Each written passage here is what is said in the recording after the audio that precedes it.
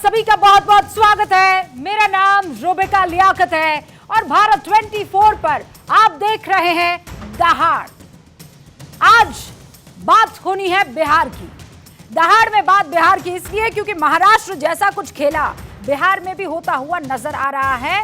सूत्र जानकारी दे रहे हैं, सियासत की जो सुगबुगाहट है वो उस तरफ इशारा कर रही है कि 2005 में नीतीश बाबू ने जो सियासत अपनी बुलंद की थी, आप देखिए उसके बाद से वो लगातार सत्ता में रहे, कभी बीजेपी के साथ तो कभी आरजेडी के साथ। जमाना बदल गया लेकिन नीतीश बाबू का रसूख और सियासत से उनकी नजदीकी नहीं बदली। अब एक बार फिर से बिहार में ये सवाल उठ रहा है कि क्या नीतीश बाबू फिर से अपना साथी या गठबंधन या पार्टी बदलने वाले हैं। पार्टी मतलब गठबंधन वाली। इसके पीछे पिछले कुछ दिनों का घटनाक्रम सामने आ रहा है। नीतीश कुमार लगातार अपनी पार्टी के सांसदों और विधायकों के साथ बातचीत कर रहे हैं। राज्यसभा के उपसभापति हरिवंश से भी उन्होंने लंबी गुफ्तगू की है, जिसे काफी अहम माना जा रहा है क्योंकि लालू परिवार के खिलाफ सीबीआई ने चार्जशीट दाखिल कर दी है। इन पर नौकरी देने के बदले जमीन अपने नाम कराने या लैंड फॉर जॉब स्कैम का आरोप है। इस चार्जशीट में आरजेडी के दोनों पूर्व सीएम लालू प्रसाद यादव और राबड़ी देवी जो है उनका बकायदा नाम है। और सिर्फ उन्हीं का नहीं, अब तो उप मुख्यमंत्री तेजस्वी यादव का नाम भी इसमें बताया जा रहा है। डिप्टी सीएम तेजस्वी यादव का नाम भी आ गया है और इसीलिए अब ये सवाल पूछा जा रहा है कि नीतीश बाबू का जो स्टैंड था भ्रष्टाचार को लेकर, क्या वो स्टैंड अब बदलने वाला है। 2017 वाली बात ध्यान कीजिए, तकरीबन यही हुआ था। तब भी तेजस्वी यादव और नीतीश कुमार चाचा भतीजे की जोड़ी सरकार में थी और उस वक्त रेलवे टेंडर घोटाला मामले में जांच एजेंसियों ने छापेमारी की थी। इसमें तेजस्वी का नाम आया था। नीतीश बाबू ने पूरी जिंदगी परिवारवाद और भ्रष्टाचार के खिलाफ लड़ने वाले नेता की छवि बनाई और इसीलिए छापेमारी के बाद उन्होंने तेजस्वी यादव यानी आरजेडी से संबंध तोड़ दिए, रातों रात बीजेपी का दामन थाम लिया। अब 5 साल बाद वही हालात दोबारा बन गए हैं। इस बार सीबीआई ने तेजस्वी यादव के खिलाफ चार्जशीट दाखिल कर दी है, लेकिन 2017 की तरह नीतीश कुमार खुलकर इस बार कुछ नहीं बोल रहे हैं। वो चुप दिख रहे हैं, लेकिन अंदर खाने एक्शन चल रहा है। वो देखिए आप एक्शन की तस्वीरें। महाराष्ट्र की ही तरह चाचा भतीजे वाली कहानी क्या यहां दिखेगी? बड़ा सवाल। हर किसी के मन में सवाल यह है कि तेजस्वी पर चार्जशीट के बाद नीतीश कुमार अब क्या करेंगे। इसी पर आज की दहाड़, लेकिन पहले वार पलटवार। रेलवे की नौकरी के बदले जो जमीन लिखवाने का मामला, उसके सबसे बड़ी बेनिफिशियरी तो तेजस्वी प्रसाद यादव हैं। इसलिए हम नीतीश कुमार से अपील करेंगे कि नैतिकता के आधार पर अविलंब तेजस्वी यादव को बर्खास्त करें। ये अपोजिशन को जो है किस तरह से जो है भ्रष्टाचार के मामले में फंसा दें, फंसा करके कहे कि नहीं साहब इस्तीफा दे दो, और जो नहीं फंस रहा है उसको जो है अपने में शामिल करा करके उनको मंत्री बना दें। जांच होगी, जांच में अगर आप निर्दोष पाए गए तो आपको डरने की जरूरत नहीं है। बट हाँ, अगर कुछ ऐसा गलत हुआ है तो यकीनन कानून अपना रास्ता लेगा। उस समय तो तेजस्वी यादव की उम्र ही 13 साल थी। ईडी और सीबीआई दलों को तोड़ने और विधायकों को धमकाने की नरेंद्र मोदी की एक एजेंसी है। ये रिवर्स रॉबिनहुड में ये प्रथम परिवार भ्रष्टाचार का गरीबों से चोरी करता है, उनकी जमीन हड़पता है और अपनी जेबें भरता है और 600 करोड़ का घोटाला करता है। तो इसमें जो कानूनी कार्रवाई थी वो कानून सम्मत हो रही है। इस आरोप पर जांच दायर उस आरोप पर सीबीआई से पहले 2 बार जांच करके यह बता चुकी है उसमें कोई साक्ष्य नहीं। और इस वक्त हमारे साथ एक बड़ा पैनल जुड़ चुका है। सवाल का जवाब खोजने की कोशिश है क्योंकि 2024 बहुत नजदीक है, 10 महीने का वक्त बचा है। यहां पहले महाराष्ट्र और उसके बाद बिहार। प्रेम शुक्ला जी, राष्ट्रीय प्रवक्ता भारतीय जनता पार्टी के, हमारे साथ दहाड़ में जुड़ चुके हैं। राधिका खेड़ा जी, राष्ट्रीय प्रवक्ता कांग्रेस की, इस वक्त आपको स्क्रीन पर दिखाई दे रही है। डॉक्टर सुनील सिंह साहब प्रवक्ता हैं जनता दल यूनाइटेड के, आपको स्क्रीन पर नजर आ रहे हैं। शक्ति सिंह यादव साहब राष्ट्रीय प्रवक्ता आरजेडी के, माधव आनंद जी महासचिव है आरएलजेडी के, और कन्हैया बेल्लारी साहब जो कि वरिष्ठ पत्रकार है। आप सभी का बहुत बहुत स्वागत है। सबसे पहला सवाल शक्ति यादव जी आपसे है। कल जो चार्जशीट में नाम आए हैं पहली बार इतिहास में दो पूर्व मुख्यमंत्री और मौजूदा उप मुख्यमंत्री। आपको लगता है कि जो 2017 में हुआ था वो इस बार भी हो सकता है? रुचिका जी, सबसे पहले तो मैं करेक्ट करना चाहता, तेजस्वी जी का नाम पूरक चार्जशीट में और पूरक आरोप पत्र में है, सप्लीमेंट्री चार्जशीट में नाम उनको जोड़ा गया। ये 303 के ताकत से इन्होंने बलात् इन चीजों को जोड़ने की बकाया। तेजस्वी यादव रेल मंत्री नहीं थे, देश जानते हैं उस समय वो क्रिकेटर, लेकिन फिर भी चूंकि ये डर है एकता का, विपक्षी एकता का जो डर है, साफ साफ भाजपा के चेहरों पे रहा है और इसी का प्रकटीकरण है तेजस्वी के खिलाफ ये कार्रवाई। दूसरी बात मैं करना चाहता हूँ, ये जो भ्रष्टाचार के मानक क्या है, किस भ्रष्टाचार के मानक इनके हैं? मध्य प्रदेश के देश के प्रधानमंत्री ने कहा कि किसी को मैं नहीं छोड़ूंगा। आपने ले लिया, उन लोगों को ले लिया जिन पर हजारों करोड़ के आरोप आपने स्वयं लगाए। जो पार्टियां नहीं झुकती है उनके खिलाफ आप एजेंसियों का इस्तेमाल करते हैं, जो टूट जाते हैं, जो झुक जाते हैं नीतियों से, जो आपके साथ चले जाते हैं, वो पवित्र हो जाते हैं। नहीं, लेकिन शक्ति जी एक बात तो बताइए, इस पूरे मसले पर लल्लन सिंह जी अगवा थे कि नहीं थे? इस पूरे के पूरे लड़ाई में इंसाफ की आप लोग तो भ्रष्टाचार की मुखालिफत करते रहे हैं। माफ कीजिएगा, आप नहीं है तो सुनील सिंह जी से सवाल पूछना है। अभी तो आप दोनों साथी हैं ना, तो ये सवाल मैं सुनील जी से पूछूंगी, लेकिन उससे पहले शक्ति सिंह यादव, प्रेम शुक्ला जी बहुत क्लियरली कह रहे हैं आप लोग दबाव की राजनीति कर रहे हैं, ईडी सीबीआई का इस्तेमाल कर रहे हैं क्योंकि ये आपके सामने झुक नहीं रहे हैं। देखिए, मैंने लल्लन सिंह की शिकायत को ध्यान में नहीं रखना चाहिए। श्रीमान नीतीश कुमार जो मुख्यमंत्री हैं, वो लालू प्रसाद यादव जी को भ्रष्टाचार शिरोमणि कहते थे, वो जंगल राज कहते थे, तो वो क्या झुकाने के लिए कह रहे थे? श्रीमान लालू प्रसाद यादव जी कहा करते थे, जब पहली बार उनका कन्विक्शन आया, आप चाहें तो आपकी लाइब्रेरी में वो वीडियो भी मिल जाएगा, जिसमें उन्होंने कहा कि नीतीश कुमार ने जज को मैनेज करके मेरे खिलाफ सजा दिला दी। तो फिर लालू प्रसाद यादव जी को क्या नीतीश कुमार ने फंसाया था? और नीतीश कुमार जी से झुककर लालू प्रसाद यादव के पुत्र को नीतीश कुमार ने झुक के अपना मुख्यमंत्री बना दिया। आज के लालू प्रसाद यादव जी से झुकने के कार्य लालू प्रसाद जी झुक गए हैं, इसलिए जो है नीतीश कुमार उनके साथ है। ये क्या राजनीति है? कृपा करके शक्ति जी ये भी स्पष्ट कर दें। शक्ति जी स्पष्ट कीजिए जल्दी। मैं बिल्कुल स्पष्ट कर देता हूँ। सबसे पहले तो आप सवाल किए कि ललन सिंह जी का नाम किया। जिस समय ललन सिंह ने जिन सवालों को लेकर करके गए थे, उस समय की सीबीआई ने और लीगल विंग ने साफ मना किया था कि ये केस नहीं बनता है और इन बातों को लेकर के उसको खारिज किया गया था। इसलिए मैंने कहा कि बलात् आपने इन चीजों को रीओपन किया और फिर सप्लीमेंट्री आपने इसको जो है जुड़वाने की कोशिश, ये सामने आया है खुल करके सवाल। आपने कहा कि उनसे झुक गए। अरे नीतीश कुमार जी, ये बात सही है कि आपके साथ लंबे समय तक रहे, लेकिन यह भी सत्य है, अकाट्य सत्य है कि वो समाजवादी पृष्ठभूमि के, यह भी सत्य है कि दोनों साथ रहे हैं और यह भी सत्य है कि लंबे समय तक संघर्ष भी साथ किया है। इसलिए इन चीजों से कोई अलग राय नहीं रख सकती है।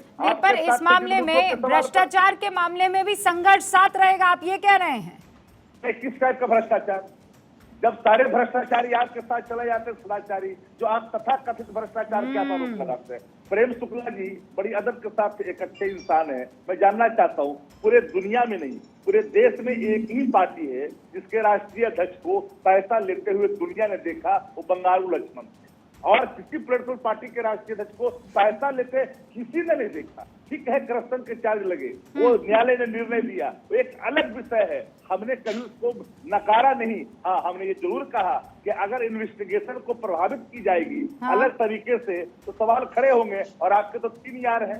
प्रेम शुक्ला जी जवाब दीजिए। शक्ति जी एक सेकंड, आप ये कह रहे हैं कि सबसे भ्रष्ट अगर कोई पार्टी है तो वो बीजेपी है। अगर पैसा लेता हुआ कोई नजर आए तो वो बीजेपी का एक सदस्य, बीजेपी का एक सबसे बड़ा नेता जो है वो ये काम करते हुए नजर आया। बाकी सब क्या करते हैं? चादर के अंदर, अंडर द कार्पेट। जवाब पहले प्रेम शुक्ला जी दीजिए, जो शक्ति जी ने सवाल पूछा। भारतीय जनता पार्टी के राष्ट्रीय अध्यक्ष बंगारू लक्ष्मण जी को अगर स्ट्रिंग में फंसाया भी गया तब भी भारतीय जनता पार्टी ने तत्काल उनको से हटा दिया, कोई पद नहीं दिया।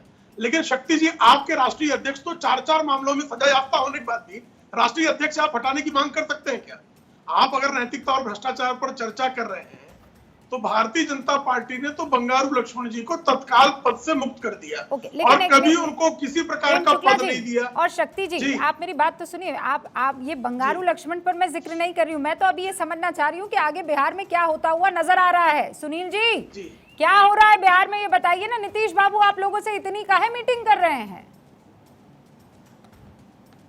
रूबिका जी, पहले तो आपको नए चैनल पे आने के लिए नए रूप में बधाई आपको।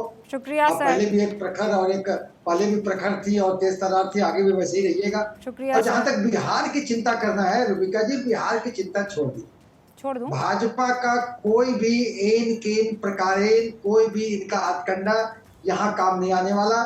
हमारे माननीय नीतीश कुमार जी पहले ही समझ गए कि भाजपा कौन सा क्या हथकंडा अपनाएगी, इसलिए उनको छोड़ के चले आए। क्योंकि भाजपा के लोग गठबंधन धर्म नहीं निभा पाते हैं। इनके पास जितने घटक दल थे आज कोई नहीं बचे, घटक दलों के पीठ में छुरा भोगते हैं। और इनके राष्ट्रीय अध्यक्ष ने पटना की भूमि पर कहा कि शब्द भाजपा बचेगी, सारे क्षेत्रीय दलों को हम समाप्त कर देंगे। ये समाप्त कर देंगे मतलब होता है एन केन प्रकारेण समाप्त कर देंगे। और समाप्त करने की इनका जो चीजें हैं वो चली रही हैं। कभी ये इनकम टैक्स, सीबीआई, ईडी का उसमें इस्तेमाल एक बार नहीं, 2 बार नहीं, लेकिन वही बात जो मैं शक्ति जी से पूछ रही थी, इसके 2017 में इसी भ्रष्टाचार वाले आरोप में, हालांकि वो रेलवे वाला पूरा मसला था, आपने इन लोगों से रिश्ता तोड़ा था कि नहीं तोड़ा था सर? हाँ कि ना? यही तो मैं कह रहा हूँ कि हमने भ्रष्टाचार के मुद्दे पर इनसे रिश्ता तोड़ा। बदले में क्या हुआ, इतने वर्षों तक सीबीआई, इनकम टैक्स, ईडी ने कुछ नहीं किया। और जैसे ही फिर से हम लोग साथ हो गए, ये फिर तो तोते लोग हैं, तोता फिर एक्टिव हो गया। यही तो मैं आपको सर्कमस्टेंशियल एविडेंस देना चाहता हूँ रूबिका जी, कि आप अगर टाइमिंग को देखें। अच्छा, एक सेकंड, मेरे समझ में आ गया प्रेम शुक्ला जी, आपके साथ कोई रहता है तो ये सीबीआई, ईडी वगैरह काम करना बंद कर देती है, ये लोग चले जाते हैं वेकेशन पर। और जैसे ही ये साथ डॉक्टर सुनील सिंह, शक्ति सिंह जी के साथ जाते हैं, ये एक्टिव हो जाते हैं, छुट्टी खत्म हो जाती है, काम शुरू हो जाता है। तो तेजस्वी और लालू जी कब भाजपा के साथ थे? और तेजस्वी और लालू जी के मामले में मुझे बताइए, टाइमलाइन देख लीजिए आप, इन्वेस्टिगेशन का टाइमलाइन देख लीजिए, चार्जशीट का टाइमलाइन देख लीजिए, कब शिथिलता की गई। और श्रीमान नीतीश कुमार ही थे ना कि जब मामले में तेजस्वी यादव जी से पूछताछ होनी शुरू हुई तो उन्होंने कहा उप मुख्यमंत्री पद पर हैं, इसलिए हम इनके साथ नहीं जाएंगे।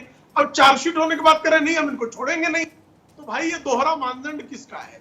ये नीतीश कुमार का दोहरा मानदंड है कि भारतीय जनता पार्टी का दोहरा मानदंड है? भारतीय जनता पार्टी और लालू प्रसाद यादव जी कब साथ साथ थे? कृपा करके मुझे बता दीजिए। तेजस्वी यादव जी के साथ, तेजस्वी यादव जी की बेलारी जी सवाल पर काहे मुस्कुरा रहे हैं आप? प्रेम शुक्ला जी, क्यों मुस्कुराहट क्यों?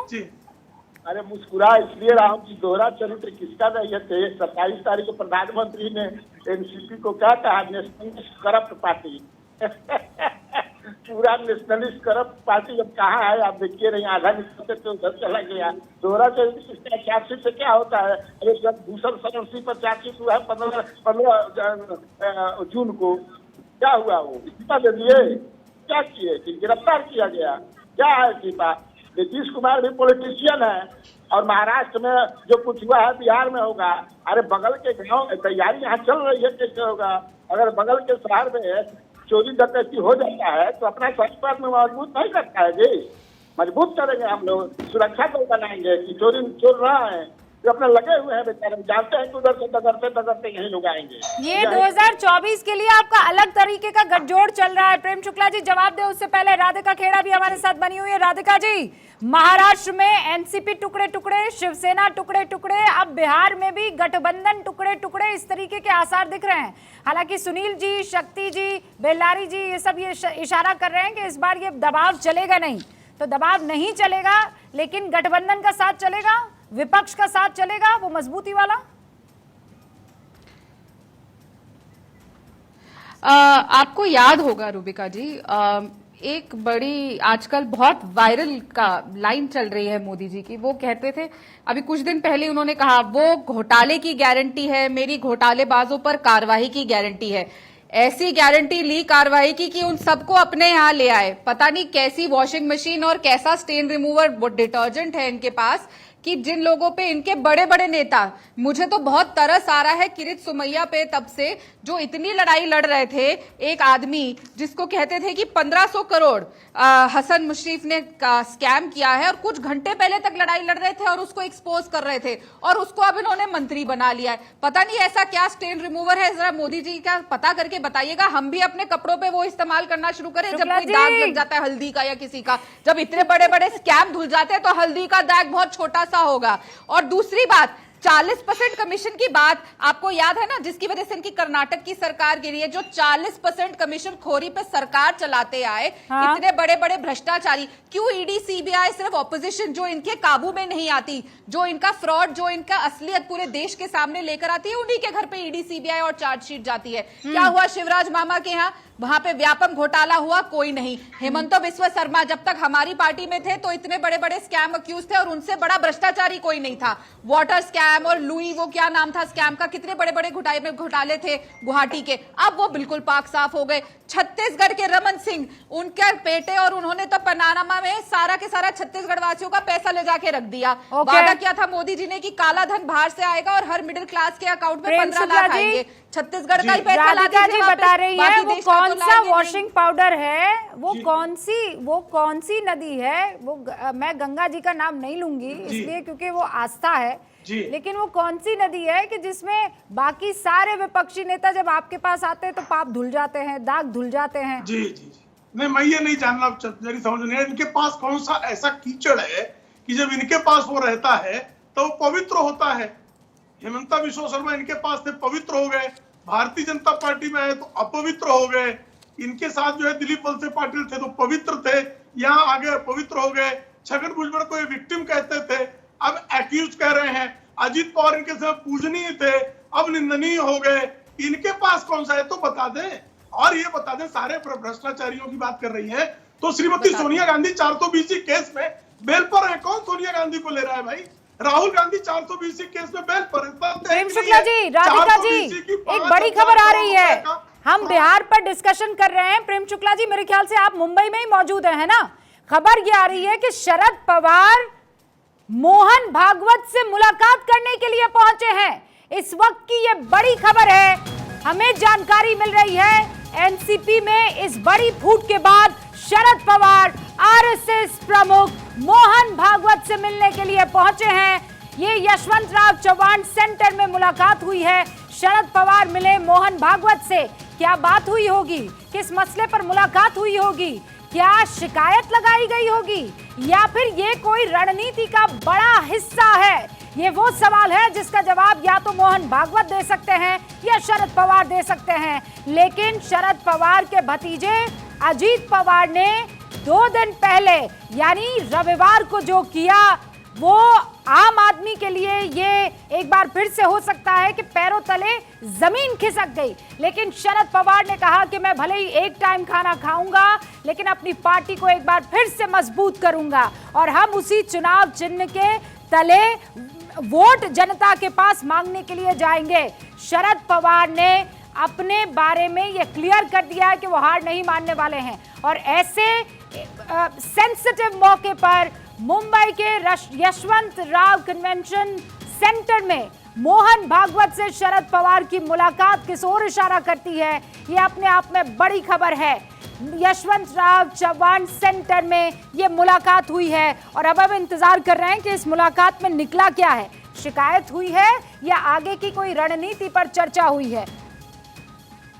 प्रेम शुक्ला जी, रुका जी, ये शरद पवार जी मोहन भागवत जी से मिलने के लिए गए हैं। अब इनसे ये तो कांग्रेस वालों को बताना चाहिए कि राष्ट्रीय स्वयंसेवक संघ को ये सब सांप्रदायिक संगठन कहते हैं, उनसे मिलने वालों को सांप्रदायिक कहते हैं। तो अब शरद पवार सेकुलर रह गए कि सांप्रदायिक हो गए? ये तो कांग्रेस को सर्टिफिकेट देना है ना। सर्टिफिकेट एजेंसी तो कांग्रेस है, राजद है, जदयू है, ये सब हमेशा कहते थे ना कि राष्ट्रीय स्वयंसेवक संघ जो है वह सांप्रदायिक संगठन है। तो सर पूजनी सर संचालक से मिलने के बाद अब शरद पवार सांप्रदायिक रह गए कि हो गए कि सेकुलर रह गए अभी तक? जरा इनको बताने दीजिए। राधिका जी, शक्ति जी जवाब दीजिएगा। माधव आनंद जी भी हमारे साथ जुड़े हुए हैं, लेकिन इस वक्त आपको बता दूं कि सुशील मोदी हमारे साथ जुड़ चुके हैं, बिहार के पूर्व उप मुख्यमंत्री। सुशील जी, बहुत बहुत स्वागत है सर आपका। आज जो खबरें वहां बिहार से छन छन कर आ रही है, नीतीश बाबू, सुशील जी लगातार अपने नेताओं से मुलाकात कर रहे हैं। हरिवंश जी के साथ जाकर उन्होंने खूब लंबी चौड़ी मुलाकात की है। खबरें ये आ रही है कि टूट फूट हो सकती है, और उन खबरों को सबसे पहले जनता तक पहुंचाने वाले आप, ऐसा क्या आपने पाया? जी, मैं कह रहा हूं कि हरिवंश जी उनके पार्टी के सांसद हैं, उनकी कोई मुलाकात हो सकती है। मुझे कोई जानकारी नहीं उस मुलाकात के बारे में। मुझे तो आपके चैनल से ही जानकारी मिल रही है कि उनकी मुलाकात हुई है। इसलिए क्या मुलाकात हुई, क्या मकसद था, नहीं था, ये तो हरिवंश जी और नीतीश कुमार ही बता सकते हैं। उस पर मेरी ओर से कोई टिक्का टिप्पणी करना, लेकिन हरिवंश जी ने, हाँ, ये मैं बस बता दूं आपको सुशील जी कि हरिवंश जी ने इस बात को कबूल कर लिया है कि हाँ वो मुलाकात हुई थी। देर तक दोनों में बातचीत हुई। अब क्या बातचीत हुई है वो बात सही है, आपको भी नहीं पता है ना हम जानते हैं, लेकिन आप राजनीति तो बिहार की बहुत अच्छे से समझते हैं, नीतीश बाबू के स्टैंसेस और स्टैंड्स को भी बहुत अच्छे से समझते हैं। कल सीबीआई में 3 नाम आने के बाद, और खासकर उप मुख्यमंत्री तेजस्वी यादव का नाम आने के बाद, आपको क्या लगता है स्थिति में बदलाव होगा? क्या नीतीश बाबू उनसे अलग होने की सोच रहे होंगे? नहीं, देखिए, वो पुराने वाले नीतीश कुमार नहीं हैं, ये बदले बदले से नीतीश कुमार हैं। एक समय था कि लालू यादव के इन्होंने इस्तीफे की मांग की थी 97-98 में, जब लालू यादव पर चार्जशीट फाइल हुई थी चारा घोटाले में। तो यही नीतीश कुमार ललन सिंह थे जिन्होंने आंदोलन का ऐलान किया था कि नैतिकता के आधार पर लालू यादव इस्तीफा दे।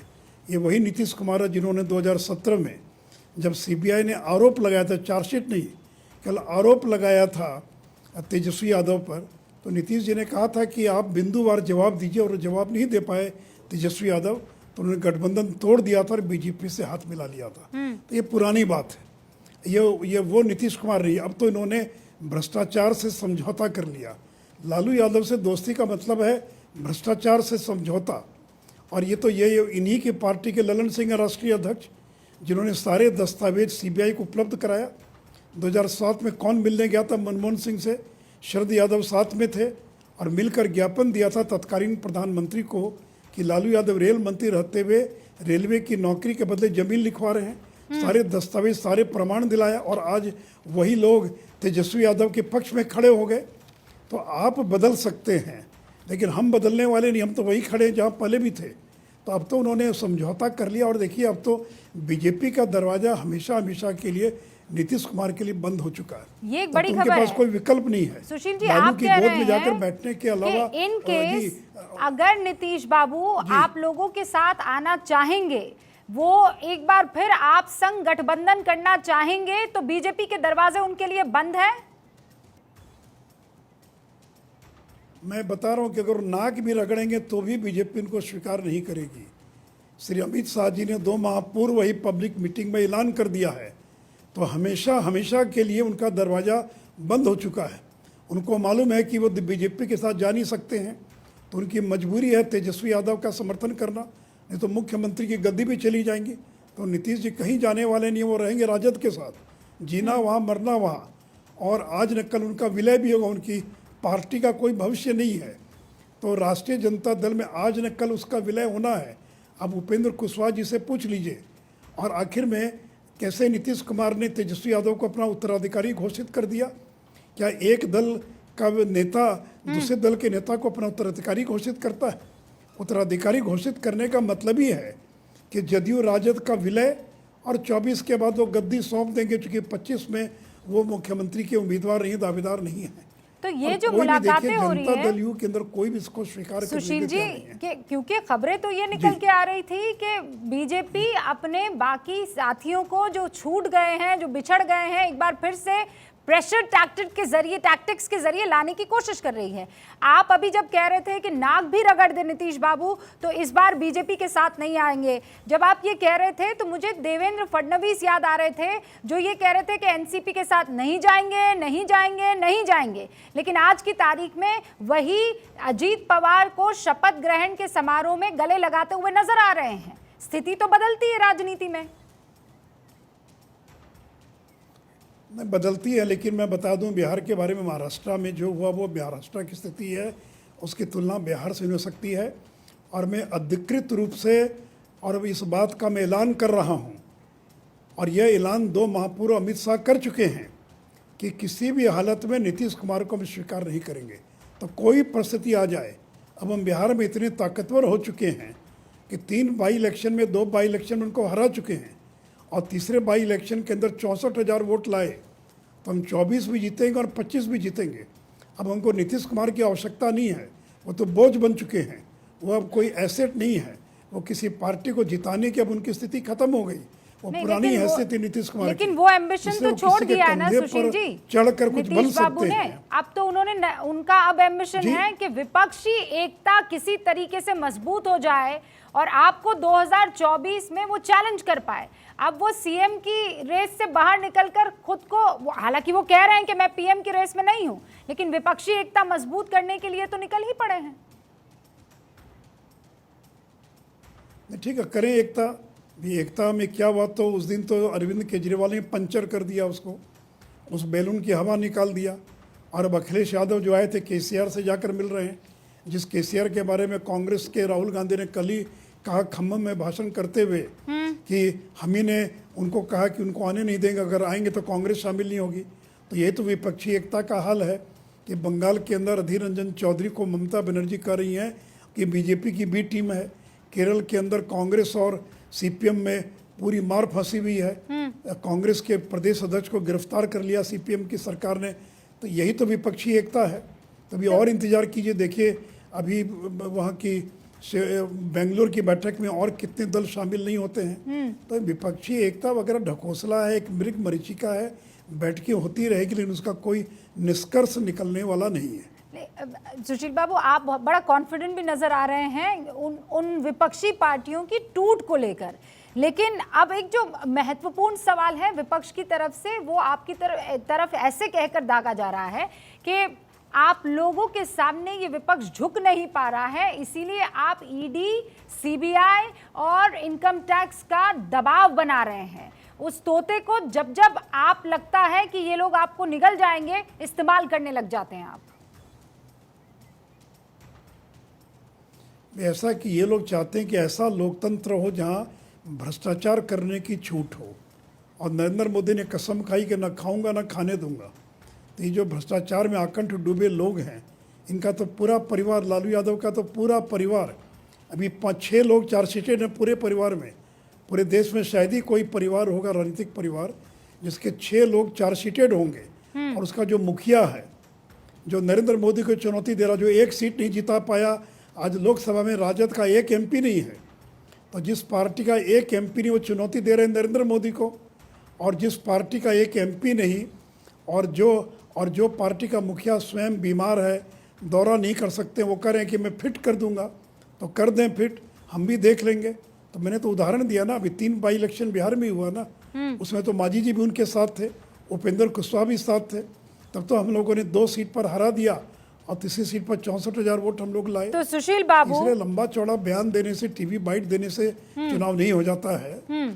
तो आपने 2 चीजें यहाँ पर भारत 24 के दर्शकों के सामने क्लियर कर दी है। एक ये कि विपक्षी एकता का दम बेदम है, और दूसरा आप ये कह रहे हैं कि नीतीश बाबू चाहे कुछ कर ले, बीजेपी संग नहीं आ सकते हैं। सर बहुत बहुत शुक्रिया हमसे बातचीत करने के लिए। तो एक्सक्लूसिव सुशील मोदी इस वक्त आपको स्क्रीन पर नजर आ रहे थे, जिन्होंने सारे सवालों का जवाब दिया। राधिका जी आपने सुना, माधव आनंद जी भी हमारे साथ बने हुए। माधव जी मैं आपका रुख करूं, लेकिन उससे पहले शक्ति जी, सुना आपने सुशील बाबू क्या कहकर गए हैं? उन्होंने कहा नाक भी रगड़ दे नीतीश बाबू तो बीजेपी का दामन अब नहीं थाम सकते हैं। रुका जी, सुशील कुमार मोदी जी नाक रगड़ रहे हैं। नीतीश याद है, विपक्ष के आगे नाक भी रगड़ेंगे तो इनको स्वीकार नहीं करेगा। और सुशील मोदी जी की कोई प्रासंगिकता नहीं है। सवाल नंबर 1। सवाल नंबर 2, इन्होंने नाम लिया मांझी जी का, उपेंद्र कुशवाहा का। अरे भैया, ये 15 में सब आपके साथ थे, जिनके आप नाम ले रहे हैं सब साथ थे, सारे कुनवे, जिसमें भाजपा पूरी अर्थ पर थी, अब तो फर्श पे है। बिहार में जब इंदेज होने में कहाँ इनको वक्त है? कि तो लोकल चुनाव, जिस उपचुनाव की बात कर रहे हैं, तो पता हम लोगों को है कि होकर क्या हुआ। ये बताने की जरूरत नहीं है कहाँ पर चूके हुई, क्या हुई, वो तो सबको मालूम है, पत्रकार साथियों को और भाजपा को ही मालूम है। क्लियर रहा सवाल और चीजों के भ्रष्टाचार के स्थल पर, तो आप तो पहले भी शक्ति भाई कैसी बातें कर रहे हैं आप? आपकी सरकार और आप ये कह रहे हैं क्या हुआ, कैसे ये लोग उपचुनाव जीत गए वो हमें नहीं मालूम है क्या? मतलब आपकी नाक के नीचे प्रेम शुक्ला जी, उनकी पार्टी चुनाव जीत जाएगी और आप कुछ नहीं कर पाएंगे? अरे मैंने कहा कि हमारे जो चयन प्रक्रिया का कहीं न कहीं चूक का प्रतिफल है। मैं ईमानदारी से कबूल करता हूँ और इसको कबूल करता हूँ ईमानदारी से, इसलिए कि हमने आवाम की आवाज को नकार दिया, दल की आवाज को नकार। बड़ी खबर, आप ये कह रहे हैं कि आवाम की आवाज को नकार दिया, इसीलिए आपको ये जो है नुकसान हुआ है। माधव आनंद जी भी यहाँ पर बने हुए हैं। माधव आनंद जी, क्या हो रहा है भाई? नीतीश बाबू को तो आप बहुत अच्छे से जानते हैं। एक वक्त हुआ करता था जब नीतीश बाबू को आप रिप्रेजेंट किया करते थे। आज क्या हो रहा है, जरा अंदर की खबर आप ही बता दीजिए।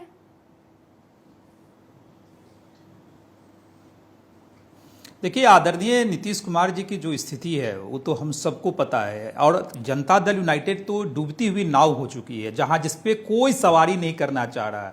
और जनता दल यूनाइटेड के एक विधायक नहीं और जितने भी सांसद है कहीं न कहीं हम लोगों के टच में, चाहे बीजेपी के टच में हो, चाहे हम लोग की पार्टी के टच में, या तमाम अन्य जो घटक दल हैं उनके टच में हो। क्योंकि यह आप अनुमान लगाइए, जो पार्टी 17-18 साल से सत्ता में हो और उस पार्टी के मुखिया जो हमेशा से परिवारवाद के अगेंस्ट में हो, करप्शन के अगेंस्ट में हो, जो अपने आप को लोहिया और कर्पूरी जी के चेले बताते हैं, और उसी परिवारवाद के सामने जाके उसी भ्रष्टाचारियों के सामने जाके नतमस्तक हो जाते हैं और अपना सारा पूंजी, कमाई हुई पूंजी जाके तेजस्वी यादव जी के सामने समर्पण कर देते हैं कि अब आप ही हमारे नेता हो। तो आप अनुमान लगा चाहिए कि उस पार्टी की क्या स्थिति है। इसलिए जनता दल यूनाइटेड नाम की तो कोई एंटिटी बचेगी ही नहीं आने। और हम लोगों ने जब जनता दल यूनाइटेड छोड़ा, कुछ हम 1-1.5 साल हम लोग जनता दल यूनाइटेड में रहे, उपेंद्र कुशवाहा जी और हम लोगों ने पार्टी मर्ज की और हम लोग पार्ट बने, तो हम लोग को तो अच्छी तरह पता है कि क्या डील हुई है आरजेडी के साथ। इसी डील का तो हम लोगों ने खुलासा किया और इससे बौखलाहट में आके आदरणीय नीतीश कुमार जी ने क्या अनाप शनाप कहा।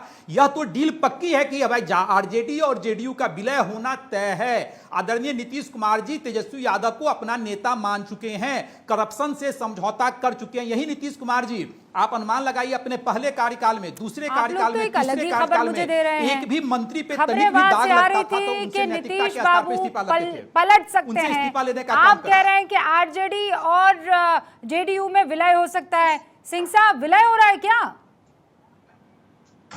देखिए, ये तो शीर्ष नेतृत्व का है करना, लेकिन जिस तरह से भविष्यवाणी की ये कर रहे हैं माधव आनंद जी, तो भाई इनके नेता उपेंद्र कुशवाहा का भविष्य क्या है यही पहले बोल दें। भविष्यवेत्ता लोग का कोई तोता लेकर के भविष्यवाणी करने की जो दुकान खोल रखी है, इसमें तो कोई दम नजर आता नहीं है। अपने कुशवाहा जी का क्या भविष्य है वो बिहार की जनता तय कर चुकी है। सियासी महत्व को बरकरार रखने के लिए बिहार की जनता तय कर चुकी है। हम लोगों ने 1.5 साल पहले पार्टी हम लोगों ने नई पार्टी खड़ा कर दी। अरे आपने कर ली, बहुत अच्छा किया, नई पार्टी खड़ी कर ली। वो तो दूसरी बात कह रहे हैं, सुन रहे हैं आप शक्ति जी, कि आप दोनों पार्टियों के नेता उनके संपर्क में हैं, माधव आनंद जी की पार्टी के, उपेंद्र कुशवाहा जी के संपर्क में हैं। ये तो हंसी की बात है ना, ये तो हंसने के सिवा कोई बात रही नहीं जाती है। भारतीय जनता पार्टी के दर्जनों सांसद, देश के दर्जन सांसद और विधायक, मैं नहीं बोलना चाहता था लेकिन आपने कहा तो मैं मजबूरन कह रहा हूँ, सब लोग संपर्क में, सबको पता है कि 24 और 25 में इनका बड़ा साथ बिहार के अंदर होना है, तो हम लोग के संपर्क में है।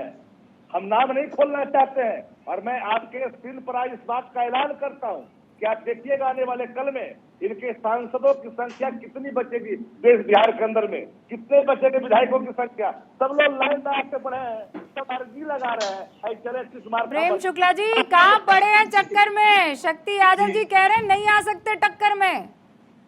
अब उनसे कौन टकराएगा? तो जीरो है, जीरो से कोई टकराता है? राष्ट्रीय जनता दल 0 सांसदों वाली पार्टी है और अभी इसी तरह की बातें जो है शरद पवार के लोग भी 4-5 दिन पहले तक करते थे कि भाई भारतीय जनता पार्टी वाले हमारे यहाँ आएंगे। हुआ क्या? पूरी पार्टी यहाँ चली आई। तो ये जो स्थिति है आने वाले दिनों में सब आप देखेंगे, आगे आगे देखिएगा होता है क्या। राधिका जी, अपनी अपनी पार्टियां बचाएंगे कि विपक्षी एकता? भारतीय जनता पार्टी के हम राज्यसभा के अंदर है, अभी लोकसभा में ठीक है आपका कहना। रूबिका जी है। हाँ शक्ति जी एक सेकेंड। राधिका जी मुझे ना कल से बहुत ही तरस आ रहा है 2 दिन से भारतीय जनता पार्टी के प्रवक्ताओं पर, क्योंकि रोज सुबह शाम जो मोदी जी भाषण कहते हैं वही ये ले जाके हर चैनल पे डिबेट पे कहते हैं भाई भतीजावाद, भ्रष्टाचार, ऑपोजिशन भ्रष्टाचारी, ये करते रहे। फिर किसके भतीजे को ले आए वो अपने साथ, अब जाके उनको डिफेंड करना पड़ रहा है। जिस अजीत पवार जी को रोज सुबह शाम गाली देते थे, फिर बोलूंगी ये मुझे बोल रहे कि हमारे यहाँ पे वो पाक साहब थे। जी हम तो कहते ही थे कि भाई उन्होंने कोई करप्शन नहीं किया। आप बोलते थे कि अजीत पवार हो, हसन साहब हो, उन्होंने करप्शन किया। आप कहते थे हेमंतो बिस्वा शर्मा ने करप्शन किया है। आपके यहाँ पे वो करप्शन गायब कैसे हो गया? वो चार्जशीट गई कहाँ? ईडी ने क्या रास्ता बदल दिया? वहां पे नो एंट्री लगा दिया आपने। ऐसा क्यों कर रहे हैं? और ये बार बार आप लोगों के पास अपने नेता नहीं है, जो आपको बार बार दूसरी पार्टियों के नेताओं को धमका के लाना पड़ रहा है। मोदी जी ने किसी को खड़ा नहीं होने दिया क्या अपनी पार्टी में? आप लोगों के पास अपना कुछ भी नहीं है, हर चीज आपको दूसरे पार्टियों से खींच के और लेकर आनी पड़ रही है। भतीजावाद, भाई भतीजावाद, परिवारवाद की बात करते हैं। मध्य प्रदेश में पूरा सिंधिया परिवार आपके पास है, राजस्थान में उनकी दूसरी बुआ आपके साथ है, यहाँ से लेकर जो महाराष्ट्र में आप देख लीजिए, प्रमोद महाजन जी की बेटी को आपने आगे जाके युवा मोर्चा का अध्यक्ष बनाया। कितने ऐसे किस्से हैं जो मैं आपको बता दूंगी जो सिर्फ परिवारवाद चलता आ रहा है। और सबसे ज्यादा परिवारवाद आप देखिए हमारे गृह मंत्री साहब अमित शाह जी के सुपुत्र, पता नहीं वो क्या ऐसे चौके छक्के मारते हैं जब बीसीसीआई सब कुछ उनके हाथ में दे दिया है। अनुराग ठाकुर के भाई, उनको आईपीएल का सब कुछ दे दिया है। क्या परिवारवाद चल रहा है यहाँ पे? क्या मजाक चल रहा है क्या देश के साथ? क्या परिवारवाद चल रहा है? और मोदी जी के भाई भतीजावाद पर आप लोग आरोप प्रत्यारोप लगाते रहते हैं, लेकिन उन्होंने तो गिन के बता दिया है कहाँ कौन सा परिवार का आदमी फिर। देखिए यहाँ इनका संकट है कि जो सजा याफ्ता राहुल गांधी है, गालीबाज, कुख्यात गालीबाज, सजा याफ्ता राहुल गांधी, ये इनका आदर्श है। तो इनके यहाँ तो परिवार के बाहर झांक ही नहीं सकते। भारतीय जनता पार्टी का अगला अध्यक्ष कौन होगा? रूबिका जी आप तो बहुत पुरानी पत्रकार है, आप बता सकती है क्या? लेकिन कांग्रेस जो है उसकी दशा यह है कि मल्लिकार्जुन खड़गे जैसे ही अध्यक्ष बने उनके बेटे मंत्री बन गए। इनकी ये दशा है कि प्रियांक खड़गे मंत्री बन गए और कहा गायों को जो काटेगा अगर उसका कोई विरोध करे तो उसको मारो। यानी गाय काटना जो है धर्म हो गया इनका। गऊ मांस खाने वाले राहुल गांधी का जो अध्यक्ष का पुत्र है वो गायों को काटने वालों के समर्थन में खड़ा ही होगा ना। इनका तो ये इस तरह का परिवारवाद है। इनका परिवारवाद है कि भाई लालू प्रसाद यादव जी का जो है, लालू प्रसाद यादव का पुत्र ही तेजस्वी और तेज प्रताप के अलावा शक्ति यादव अध्यक्ष हो सकते हैं क्या? जरा मुझे बताइए आप। स्टालिन के अलावा जो है करुणानिधि की पार्टी को, भारतीय जनता पार्टी में कोई किसी भी प्रदेश में कोई भी किसी वंश का चश्मोचिराग, सिर्फ चश्मोचिराग होने के नाते क्या वह नेतृत्व कर सकता है? तो नहीं कर सकता है। लेकिन गांधी और राधिका जी आप दोनों को चैलेंज वाला एक सवाल प्रेम शुक्ला कह रहे हैं, क्या राधिका जी आप अध्यक्षा बन सकती हैं कांग्रेस की? शक्ति यादव जी क्या आप आरजेडी के अध्यक्ष के रूप में कभी हमको दिखाई देंगे? राधिका जी 30 सेकेंड्स और उसके बाद शक्ति जी 30 सेकेंड्स। जी मुझे लगता है कि अदानी पोर्ट से जो माल आता है वही भारतीय जनता पार्टी के यहाँ पे बैठे हुए प्रवक्ता फूकते हैं। उनको पता नहीं है कांग्रेस पार्टी के अध्यक्ष कौन है, मल्लिकार्जुन खड़गे जी। और आपको इतनी तकलीफ क्यों है? वो इसीलिए तकलीफ है क्योंकि मल्लिकार्जुन खड़गे, अरे चलो दोनों स्क्रीन से दोनों की आवाज बंद। राधिका जी ना मैंने दोनों की आवाज बंद कर दी। प्लीज, इतने सालों से आप मेरे साथ डिबेट कर रहे हैं, इस चीज की मर्यादा रखिए please. That's a personal request. Radhika ji आपसे भी और प्रेम जी आपसे भी। आप प्लीज राधिका जी, प्रेम जी प्लीज। राधिका जी ये गलत बात है। ये क्या ये तरीका ठीक नहीं कि माल फूकते हैं, ये सब चीजें आप सब भी नहीं है ना, ये मर्यादा के परे हैं। राधिका जी मैं अब इसको आगे ले जा रही हूँ। Cut to the topic. मैं डिस्कस नहीं, एक सेकंड में दोनों की आवाज इसलिए बंद कर दूंगी, मैं नहीं चाहती हूँ पूरा देश परिवार बैठ के आप लोगों की डिबेट देखता है, अच्छा नहीं लगता है ना। नहीं प्रेम शुक्ला जी आपकी आवाज भी ऑन एयर नहीं जा रही है, अब रुक जाइए, आप दोनों शांत हो जाइए, फिर मैं फेडर जो है वो डाउन करती हूँ। ओके राधिका जी। रूबिका जी, जब ये मेरे नेता राहुल जी, सोनिया जी के मत बारे कीजिए में ना, हाँ, अब बात खत्म अलग अलग होगी ना शब्द बोल उसकी। रहे राधिका जी, थे, तब बात किसी खत्म ने नहीं होगी। रोका, हाँ। तब लोग नहीं देख रहे थे, राधिका जी, तब लोग नहीं देख रहे थे। तब देख ये रहे कांग्रेस थे, पार्टी मैंने तभी चुप रोक नहीं दिया था। बैठेगी, ये राधिका जी जवाब देंगे तो बिल्कुल हाँ, जवाब नहीं मिलेगा। राधिका जी, दूसरी तब बात, मैंने दोनों को रोक दिया ना। दूसरी अब बात, हाँ, बात दूसरी आगे बात, बढ़ा दीजिए। यहाँ पे बात हो रही है। दूसरी बात, मैं समझ सकती हूँ भारतीय जनता पार्टी की तकलीफ इतनी ज्यादा है कि उनके राष्ट्रीय अध्यक्ष जेपी नड्डा साहब अपना खुद का होम स्टेट हिमाचल प्रदेश हार गए और हमारे राष्ट्रीय अध्यक्ष मल्लिकार्जुन खड़गे जी कर्नाटक जीत गए। तकलीफ तो होनी थी, वहां पे डबल इंजन और मोदी जी के नाम पे सरकार बनाई जा रही थी और सारा हारते ही जेपी नड्डा हो गया। वोट आप हर जगह मोदी जी के नाम पे मांगते और जैसे ही हारते अपने राष्ट्रीय अध्यक्ष का चेहरा सामने आगे कर देते। जीत तो मोदी, हार तो जेपी नड्डा। जिस तरीके से आप लोग नड्डा साहब का इस्तेमाल करते हैं वो समझ सकती हूँ, आप लोगों को तकलीफ होती है। दूसरी बात, आप ये छोड़ दीजिए कांग्रेस किसको 30 सेकंड ओवर, 30 सेकंड ओवर, मैंने टाइमर लगाया था। Prem Shukla ji, Radhika ji 30 second over, Radhika ji over हाँ 30 सेकंड्स। प्रेम शुक्ला जी, नहीं जिनको खानदानी सीट अमेठी छोड़कर भाग जानी पड़ राधिका जी जाए, रुकिए ना। हाँ, जिनको अपनी खानदानी सीट अमेठी छोड़कर भाग जानी पड़े, जिनको वायनाड में जाकर पीएफआई जो प्रतिबंधित संगठन है उसके जो राजनीतिक विंग है वो उस एसडीपी का समर्थन लेना पड़े, जिनकी ये दशा हो कि अब मैंने तो डॉक्टर सुब्रमण्यम स्वामी का जिक्र किया, मैंने तो कोई किसी पर अनर्गल आरोप नहीं लगाए, अनर्गल आरोप उन्होंने मुझ पे लगाया और मैं चुनौती देता हूं, मैं अपना जो है टेस्ट कराने के लिए तैयार हूं। राधिका जी आप भी आइए टेस्ट करा लीजिए। Okay Prem Shukla ji, time over. अब मेरी बात सुनिए, आप सभी 6 मेरे जो मेहमान हैं। राधिका जी रुकिए ना, राधिका जी बताइए, पढ़ के नहीं आ रहे। राधिका जी एक सेकंड रुकिए। अब एक मैं नई जगह पर आई हूँ, वक्त बदला है लेकिन तेवर वही है। दहाड़ में अब हमने एक और काम किया है, वो ये है कि आखिरी का जो चंक होता है हम जनता से सवाल पूछवाते हैं। 2 सवाल मैं चूज करती हूं और उनमें से आप लोगों को जवाब देना होता है। तो मैं पहला सवाल दर्शकों का सामने रखना चाहती हूं। हमने सवाल मांगा, उद्देश ठाकुर ने हमें सवाल पूछा है, नीतीश कुमार पलटे तो क्या उनकी पलटूराम वाली छवि बदल जाएगी? जवाब दीजिए सुनील सिंह साहब। ये सवाल बीजेपी से है, लिखा हुआ है आपके जो स्क्रीन पे आ रहा है। हाँ, तो ये सवाल अच्छा, बीजेपी से लिखा हुआ है। हाँ। प्रेम शुक्ला जी, ये सवाल तो आपके लिए है। नीतीश कुमार पलटे तो क्या उनकी पलटूराम वाली छवि बदल जाएगी? देखिए आदरणीय सुशील मोदी अभी कह के गए कि हम ऐसे पलटने वाले को बिल्कुल पलटने की जनता पार्टी की तरफ मौका नहीं देंगे। तो ये तो स्पष्ट हो गया कि हम उनको पलटू राम ही मानेंगे। ये सुशील कुमार मोदी जी जो हमारे बिहार के शीर्ष नेता हैं वो कह के गए, जवाब देकर गए। हाँ भाई, आप मान गए हैं कि वो पलटू राम वाला जो सवाल है वो आप उससे बदलने वाले नहीं है, तर नहीं जाने वाले। आप जनता का एक और सवाल मैं ले लेना चाहती हूँ। अगला सवाल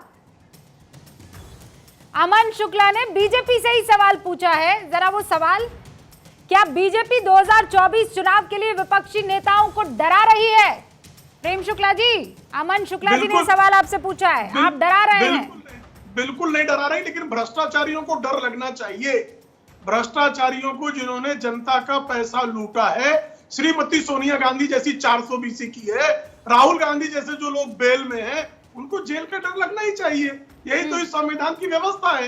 नहीं शुक्ला जी, सिर्फ ये सवाल पूछा था कि आप विपक्षी नेताओं को डरा रहे हैं। आपको जवाब देना था नहीं डरा रहे हैं। हम क्यों डराएंगे?